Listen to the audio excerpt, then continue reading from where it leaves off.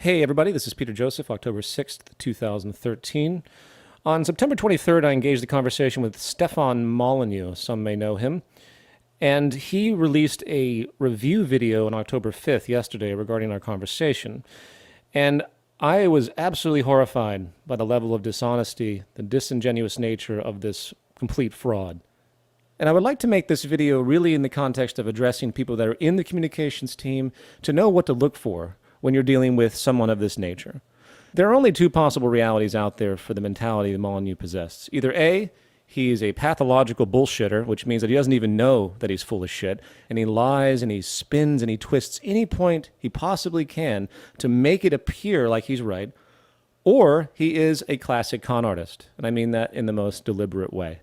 And he has proven to me, in his interest in self-preservation, that he is willing to do whatever he can, as dishonest as necessary, to make things look like he is correct. The first 13 minutes or so of this video, he just sort of rambles on different subjects, giving himself congratulatory praise in his experience as a debater, and then planting a bunch of very bizarre seeds, which kind of come up later in the video as he prepares to give this misrepresentation of everything that I talk about so he can defend his points. The only true point made is when he talks about the opening of our discussion around 1308, with the incredible con artistry to frame my opening agreement with him, which wasn't in full agreement at all, as I'll play in a moment. And in pure douchebag form, he tries to get the audience to think that I contradicted myself right at the very beginning, which is not at all what happened. To begin with. Now, Peter said, after I made this case, he said, okay, I absolutely agree with everything you stated. And I was like, bah! I mean, that's like I'm trying to land a punch and boom, he just knocks himself out. So he agrees that we don't have a free market. He agrees the government controls all the money, the government controls education, the government has severely disrupted families, and therefore we have a state-produced human being. I absolutely agree with everything you stated. I guess what I would disagree with is where this root causality rests, where this power distortion, where this bubbling wave of insecurity and necessity by the state to conduct all of these affairs, where the crony capitalism, so to speak, where the interest to take control of the money originates in its core philosophical foundation. The fundamental principles that I want to put forward take everything you just said, which again I completely agree with, but you're not describing a root source of why these mechanisms are actually materializing. So ignoring my basic root objection, which was pretty much the whole point of my entire conversation with him, he then proceeds to describe how he's already won the debate. So he's really just setting up the audience and getting his little bullshit machine going so the audience kind of feels like he's right, even though he hasn't addressed anything. The next thing he says, really abruptly, is how, and interrupting. Well, hey, it's a debate. We're supposed to interrupt. Interrupting. Well, it's a debate, people. Come on. I mean, grow up. A debate is where you go back and forth. A debate is not, he gives a speech and I give a speech. A debate is back and forth. And Peter himself said at the very beginning, you're free to interject throughout this. You're free to interject throughout this is not to be considered. You're free to interrupt me in the middle of my points as many times as you like. And you'll notice that I never at any point interrupted him unless he interrupted me first. Now, after about 16 minutes of more or less pointless conjecture and framing himself in a way that best prepares the audience to accept what he's about to say as true, he makes his first point. The first issue that jumps to me, says Peter, is what I call the denial of principle continuum. Now, just to begin with, it's usually not a great idea to invent your own words. Like if I said, I'm right because of the principle of flippity gibbet ole fatang biscuit barrel. This is just fantastic as a point of manipulation. Are any of those words invented by me? It's a sentence. And continuum fallacy is actually a noted thing. You can punch it up on Wikipedia. And this kind of stuff gets to the heart of his hyper-reductionist douchebaggery. I apologize to everyone out there that thinks this is too intellectual. I kind of thought this is a philosophical audience, that people are well-read and they can actually understand, put words together. Not to mention that I actually define everything as I go along. So for those out there that are too lazy to actually look into this kind of very common language and pure frankness, I'm sorry. But this is the way I talk. Get used to it. For example, the state, which of course I agree with your basic criticisms as far as effects, but the problem is that there's an erroneous separation of behavior and the creation of the state from the underlying philosophical principles inherent and intense, I should say, inherent to the historical premise of the market system. Now, my alarm bells began to go off a little bit here because he's using the word fallacy and erroneous and so on, but he's not actually showing me how I'm incorrect, right? This is usually not a good sign. Well, that might be because it's an introductory statement to try and prepare the audience for what's going to be described. But of course, that's largely frivolous with Stefan, because even if you make an evidence-based proposition, even if you state something that's actually sourcing history, statistics, and everything else, he simply interprets that as just a declaratory statement with no evidence. This is how he argues. It's fascinating.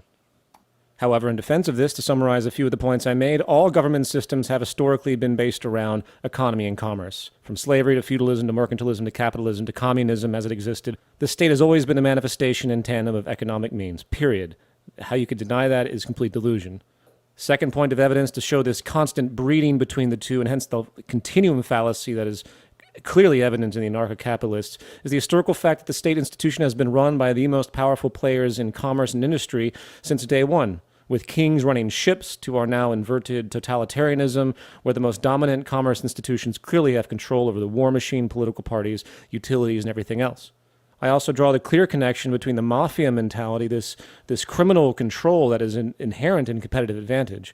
And if you need evidence of that, just take a look at the list of prosecuted politicians and corrupt officials that have gone back God knows how many millennia, all based around their self-interest towards commerce one way or another. If you can't see that, I don't know what to say. And if he doesn't agree with that, that's fine. But don't turn this around to say that I haven't provided ample evidence with respect to the defense of this continuum fallacy that I have put forward with respect to the separation of the state and this idea of the market. Like later in the debate, and we'll get to this, I said to him, stop telling me that I'm wrong and show me that I'm wrong. Stop calling my arguments a truncated frame of reference. Stop calling my arguments simplistic, fallacious and so on. Tell me how they are, right? Otherwise, you're just using an ad hom against the argument ad hominem. The great highlight of all of this was when he decided it was an ad hominem attack when I said that his ideas were truncated and simplistic, which are actually very qualifiable terms. I didn't mean that to say you are truncated and simplistic. What my entire argument against everything that he said was that it was too narrowly defined to be viable, and I gave an enormous amount of evidence for those, of course, that can hear it. Let me start again. The market necessity of competition, self-preservation, differential advantage, and self-interest does not and would never stop at the traditionally assumed edge of the market board game, if you will, where the referees stand. It's like having a football game and assuming everyone is going to stay within the lines. It's not like that when you consider what's at risk. The state and its creation and its use as a tool for differential advantage is simply another strategy or tool in the gaming strategy of competition. I think that's an incredibly important point. Now, point is one of these words, I don't know what it means. I mean, you either make an argument with reason and evidence or you just make a statement. If you make a statement, it's irrelevant. Actually, there's a very clear point, even though you choose not to recognize it because of your conditioning. I'm talking about competitive advantage and self-interest. I'm talking about the fact that people backed into a corner without the sustenance of life will resort to crime.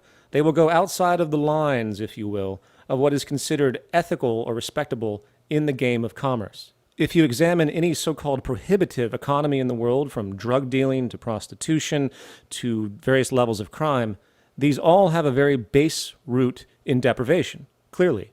And virtually every statistical source that relates socioeconomic status to these prohibitive economies shows a correlation.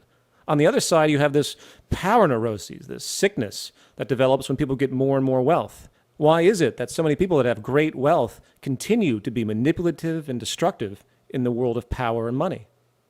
That's been rooted in psychological studies to a kind of gambling addiction, to a problem. And I'm not going to go in that here. But there's a great deal of evidence underlying all of this, and it's unfortunate that he dismisses it all. Self-preservation, the marked necessity of self-preservation. I don't understand that at all. I mean, if you lose a business contract, you don't die. If your business goes out of business, you don't die. So holy shit, did he really just reduce everything to a contract? There are people in this world that are struggling every moment of their lives trying to engage commerce against all odds, against a loss of labor, against numerous pressures and public health issues, such as trying to struggle to simply be healthy in the wake of being broke. Self-preservation means staying alive. It also means preserving market share to make sure others stay alive. When a company starts, they take on lots of employees, The life of those employees is in the company's hands in many ways. The company wants to do everything it can to keep itself afloat, to keep market share, to keep people employed. Once again, this is part of the competitive nature that's inherent, which works on multiple levels. If you don't understand that, ask yourself why, say, the electric car isn't in full global use. A clear and obvious characteristic of all commerce institutions, call them a business, call them a corporation, whatever, is their interest in self-preservation. They want to keep going, and they will do what they need to because their lives are at stake, even if it means being so-called corrupt. It's not self-preservation. I don't really understand that. Differential advantage. I think that means the division of labor, specialization. I don't know. Well, for someone who spent most of our debate time surfing the internet while I was talking, I'm very surprised that he hasn't punched up the term differential advantage. Characteristics that set apart a company from its competitors. It's also basically the same as competitive advantage. It's simply what companies do to make themselves appear to be more effective or efficient than others in public perception. And self-interest. Well, okay. I don't know how self-interest is only related to the market. I don't know how competition is only related to the market. And I don't know how differential advantage is only related to the market. Anyway, but he doesn't really make the case for that. A case for what? What exactly is he arguing right here? You mean a case of the common sense notion that when backed into a corner without food and the like, people will do what they need to survive, extrapolated into the dynamics of the market system that's inherently competitive on multiple levels? I don't know what to say. I suggest Stefan lose all of his money, get kicked out of his house, be evicted like all the other poor people have, and live on the street for a little while and try to work his way back up with his family, and then maybe he'll have some sense of reality. He then goes on again to this hyper-reductionist douchebaggery to distort my simple football analogy. He said it's like having a football game and assuming everyone is going to stay within the lines. Oh, it takes a musician and day trader to make such a bad analogy. I guess no musicians and day traders should be making analogies out there. By the way, I learned everything that I know about the market by studying micro and macroeconomics during my course as an investor. I spent an enormous amount of time in this darkness. Not to mention, I've been running my own company as an entrepreneur for over 10 years, with employees and everything else on and off as I do film productions and the like. I have hired, fired, managed, and done just about everything you could possibly do as an entrepreneur, including understanding the investment basis of most corporate foundations. And what I like most about this attack is it really reveals his true character. He is one walking, passive-aggressive, arrogant prick. For those of you that can see through the noise, you'll notice this exceptionally condescending air of authority radiating from everything that Stefan does, as he sits atop of this pedestal as the self-proclaimed philosopher. Yeah, having a football game, assuming everyone's going to stay within the lines, well, you don't stay within the lines. And if he meant stay within the rules, well, yes. You do stay within the rules in a football game, otherwise you lose. Right? When you play tennis, nobody gets to serve 3 times. Do you see this? Isn't this fantastic? He's creating his own little arguments amongst himself, which he decides to win for his own advantage. It's fantastic. Nothing he's saying right now has anything to do with what my point was in my very simple analogy, that there is a game board that we assume exists in the market, meaning the rules of ethics and by extension the legal structure in many ways. These game rules have never been respected, which is why the vast history of corruption is what it is. Now, the state and its creation and its use as a tool for differential advantage. So what he's saying is that there were all these capitalist corporations or these capitalist entities, these free market entities in a completely free society, and they got together to create the state and to use it to dominate each other. This is historically completely false. Anyone paying attention knows I said nothing of the sort. I simply related the fact that there is a tendency within commerce and trade and the market to move towards power consolidation, monopoly, and state control, and any type of overarching structure that can give competitive advantage to one group over another. So please recognize the tactic of constant misrepresentation, which is a trademark of Stefan's argumentative style. I don't even know what to say to you. The idea that there was this perfect free market and out of it emerged a state is just not even worth discussing. You're right, because it's fucking stupid. Thanks for making it up on the spot. And then he says, so even if you reset everything right now, and I had this conversation with another friend of mine recently that was trying to describe this circumstance, and they said, if we just got all this stuff in place, it would start to amalgamate, and it would change things. I guess this falls into the category of logical proof because my friend said it. Well, that's interesting, since I'm actually disproving my friend. I'm actually just giving this kind of anecdotal thing, which did happen in my life, where a guy told me, hey, man, we can put the free market in and everything will be fine. We just got to get the free market there, get rid of the state. And I argue that, well, even if you did that, the underlying competitive ethos, the scarcity-driven worldview, the need to keep advantage, and all the things that Stefan doesn't understand clearly, that would slowly corrupt the system, probably to the exact place we are in right now. So once again, he's completely bullshitting and reinventing these contexts that don't actually exist to try and give this illusion that he's right. As even if you reset everything right now, including a lot of the central bank issues you just talked about, removing the so-called state. Again, once somebody says so-called, I don't know what they're arguing. Are they saying it's not really the state? I mean, are you changing the word? I don't know. Well, of course you don't know what so-called state means. You don't understand the idea of differentiating between two different people's view or two different schools of thought of a particular institution. As I explained numerous times, I don't actually differentiate the state from the system of commerce or the market. I see it as an extension. I see it as just another tool in the tool set of competitive advantage. Groups by whatever means necessary, as history has proven. Well, you see, you can't use any historical arguments because the free market as I've defined it has never existed. Now that is fantastic. You're right, he is a great debater, because he just said that I can't criticize any attribute of his free market concept because it's never existed. Therefore, the entire ontological basis of trade and human interaction and commerce and everything else gets thrown right out the window, because you can't possibly criticize something that hasn't been put into practice. As I stated repeatedly in this interview, I do not see a differentiation. Therefore, I can criticize. I can use historical logic. I can look at the patterns, because I can't separate the idea of this free market utopia from the basic interaction of trade and all of its mechanisms and inherent psychology we see today. A truly brilliant douchebaggery block. And so when he said that he agreed with me in the beginning, he was saying that because he couldn't find a way to disagree with me, because you can't say the government doesn't control money, you can't say the government doesn't control education, you can't say the government hasn't disrupted the family. Well, that might be true. However, I can say that behind the state are corporate powers that have deep financial interests in the inner workings of society to make sure they get the best end of the deal at all time. That's what you fail to understand, and what the entire delusion of anarcho-capitalism, Austrianism, and the libertarian philosophy really needs to come to terms with. Now, the next thing he does is he takes a really important point about how you have to have structural reinforcers for certain behaviors to expect that behavior to occur. We have the massive legal structure in place because of the market economy to keep things in some type of order, because people naturally deviate away from what we consider ethical or honest. So he says, in other words, if you have a society that isn't structurally reinforcing the idealized behavior, it's not going to prevail as dominant. When he said that there's selfishness and exploitation in the market, I pointed out that in a free market, your customers are with you voluntarily. And if you don't please your customers, then they'll go, they'll leave, they'll cancel their contracts, they'll go elsewhere. They'll never come to you in the first place. And here is the ultimate reductionist nonsense. The idea that the entire act of commerce, the entire act of trade is the mutual satisfaction, as though that perceived level is all that exists, as though there's nothing else happening, as though there are no externalities. There's no human exploitation and slave labor in the world to achieve that over-the-counter satisfaction, is there? There's no pollution or corporations that, when people aren't looking, dump tons of toxic waste and materials whenever they can to save money.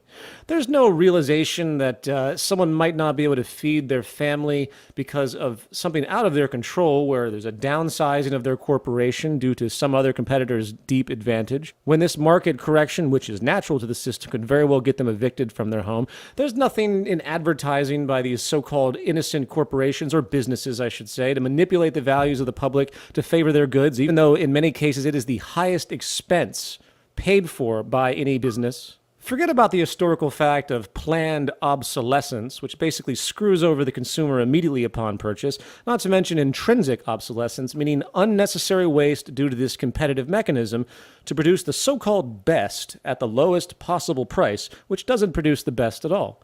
And I'm sure the tobacco companies really meant well, even though they knew early on that their product was deadly and addictive. But they're trying to satisfy their customers the best they can, especially since they're addicted and they'll just keep coming back for more. Same with the alcohol industry. The fact of the matter is there are more slaves in the world than ever before. I guess that doesn't relate to the market system. The fact of the matter is every life support system is in decline. I guess that doesn't relate to the market system. The fact is we have one of the greatest wealth gaps in history, and that can't possibly be a result of the market system either, even though it generates an enormous spectrum of structural violence, both physically and psychologically. All of that stuff is external to this bullshit that all trade is satisfying this guy on one side of a counter and the other guy. Then he responded with a personal anecdote. Now, try to draw general principles from personal anecdotes is the definition of racism and bigotry, right? Now, for those out there that think I might have been kind of harsh up until now, hold on to your seats as Stefan compares me with a racist because of my observation. Right, like, so if I said, okay, so let me get into a story. So he basically said, well, for 5 months I wasn't paid by my production company. And he said, that's the true face of the market economy, my friend. Once again, manipulative reductionism. That's not even close to what I said. It had nothing to do with me just simply not being paid. I described the very fact that due to market correction, due to the failure of this business, all of us were holding on, hoping it would come back. What this meant is that we could either hold on and hope they come back and get the money they owe us, or we can bail, which we all eventually did when we realized we had no other options. These aren't easy decisions when you have a family to feed. And this piece of shit, Stefan Molyneux, has the balls to turn this around, to make it seem like it's some kind of bias, make it seem some kind of bigoted bias that comes out of nowhere, when the observation is simply the fact that, in my view, and the view of the Zeitgeist movement, the market system is unnecessary and creates unnecessary suffering because of these very mechanisms, which don't need to exist if we elevate it out into a new type of economic structure. And taking one example and generalizing it to everyone, it's kind of mental, right? I mean, it's like me saying, well, I was cheated once by a black guy, so all black guys are thieves. Taking one example and generalizing it to everyone, that's a very interesting point because that's all Stefan ever does. He talked about his little girl's lemonade stand as the ultimate point of what trade means in a free market. When the little girl lives with him, she's not going to suffer if no one buys her lemonade. It'd be different if she actually had to make a living and she'd be out on the street if no one paid for her lemonade. First of all, the contradiction is unbelievable since all he does is use tiny little reductionist examples and apply them to larger contexts. Second of all, drawing this racist card when it is absolutely beside the point of what I've tried to state with respect to the system consequence is unbelievable. And I can't believe that anyone listens to this guy. I really can't. And as I pointed out, everything that he was complaining about was actually run by the state and not by the free market. And again, that didn't really matter, right? So business failure and market correction is the result of the state then. Brilliant. I'm a black guy, and I grew up in a black community, and I have obviously extended black family and friends. I really know the black culture. And this guy comes in who grew up in an all-white neighborhood, who has no black friends, comes in and tells me all about the black experience. It just is kind of grating. Absolutely amazing. Absolutely amazing. I can't even think of a lower, cheaper, more con-artistry angle to try and make a point and create bias for his audience. Now, I could go on because he plays the same tricks over and over again throughout this entire thing. He takes little fragments that I say, and he takes them literally, things that I actually misspeak at times, in fact, which are obviously misspoken in points of tension, and he continues this manipulation. Now, this isn't only just a response because I don't like being personally attacked on this level, which is quite new to me, frankly. I've never seen anything like this. This is also to show that this guy really is destructive in his intentions. You be the judge. Pathological bullshitter or conscious con artist?